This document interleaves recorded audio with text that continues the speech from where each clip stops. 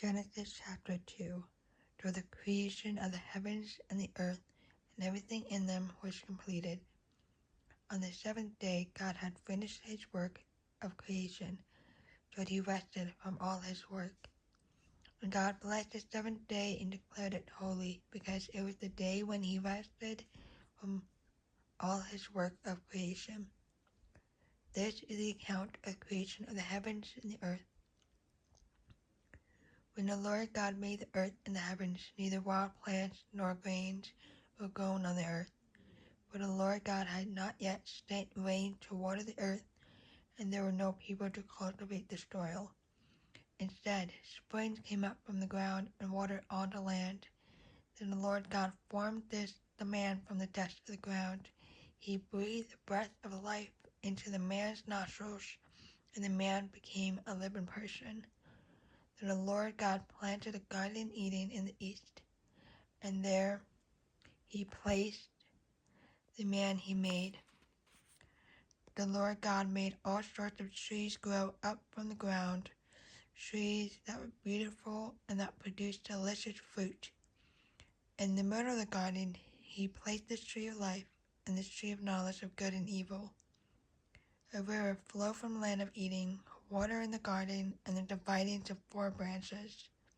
The first branch, called the Pishon, flowed around the entire land of Havilah, where gold is found. The gold of that land is exceptionally pure. Aromatic resin and onyx stone are also found there. The second branch, called the Gihon, flowed around the entire land of Gush.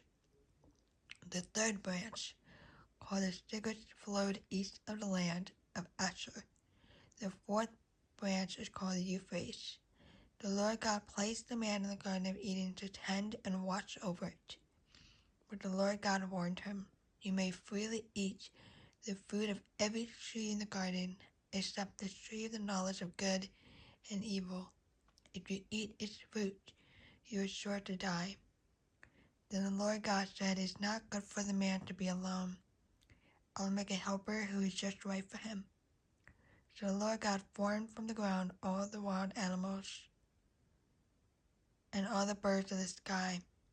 He brought them to the man to see what he would call them, and the man chose a name for each one. He gave names to all the livestock, all the birds of the sky, and all the wild animals, and still there was no helper just right for him. So the Lord God caused the man to fall into deep sleep. While the man slept, the Lord God took out one of the man's ribs and closed up the opening. Then the Lord God made a woman from the rib, and he brought her to the man. At last, the man exclaimed, "This one is bone from my bone and flesh from my flesh. She will be called woman, because she was taken from man."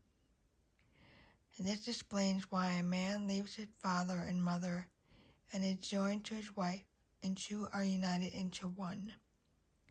Now the man and his wife were both naked, but they felt no shame.